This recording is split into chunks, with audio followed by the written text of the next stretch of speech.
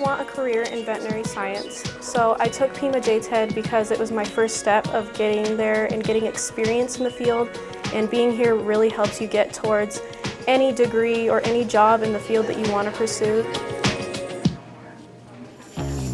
Since starting with the JTED program, I've been very impressed by the professionalism of the students. They come in, they're eager to learn, they want to be here. The students you work with all have the same interests. It's more in depth, it's more specialized. You get a lot more experience with hands-on rather than high school where you're grouped with just everyone in a chemistry class and not together working for the same goal.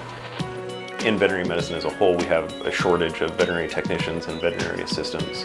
And so a program like this really gives them a leg up. They're learning all the skills that a veterinary assistant would have.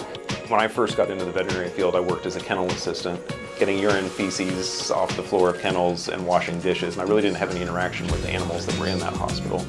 And so it would have been great to have had a program like this that I could have taken part in and learned about the laboratory side of things. You get to do blood draws, you get to learn a whole physical exam on a dog, you get to do every little thing down to the biology of looking at a cell. I absolutely love the class for every hands-on activity we do. And I think the JTED program has done a great job of building a facility. They're bringing in animals and they can get real hands-on experience and determine if this is a field they want to pursue things in or if it's not for them. I have congenital facial paralysis, which means half of my face is paralyzed. And at high schools and stuff like that, you feel very discriminated against. But here in JTED, everyone's so accepting, and being in a classroom where everyone has the same goal, I look forward to coming here every single day rather than high school, and it makes me so happy to go into the field I'm going into if people like this are going to be here.